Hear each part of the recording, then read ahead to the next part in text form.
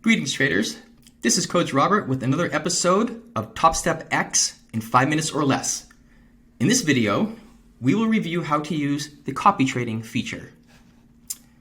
The copy trading feature allows you to place a trade in one account, and that exact trade will be copied across several other accounts.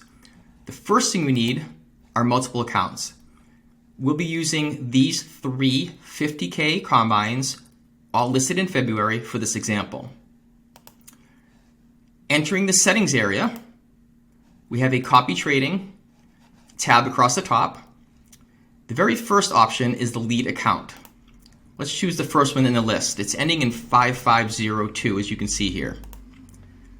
Now we can choose our follower accounts. We're going to use the ones in February, the middle two, here and here. Now we click Save Changes. Now when we go back to our chart, we will see that this 5502 account is the leader and it has two followers. Using the drop down, we can see which two accounts are the followers.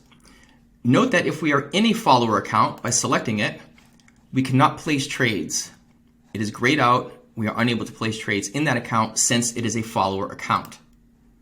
So let's go back to the leader account and let's place an order. There, we have a position on. We are in short. It shows the position here.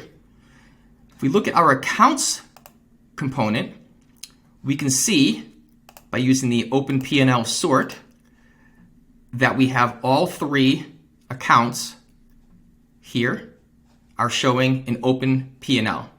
That trade has been copied across all three accounts. By closing the trade, we will close all the accounts and notice that there are no more open P&Ls. We can close it like I showed there, or we can flatten. If we want to go back and remove the copy traded accounts, we go back into our settings, copy trading area, and we simply clear. We have no more lead account. We save the changes, and we can go back to our trading on our single account. Notice the followers are gone also. This will conclude the copy trading feature.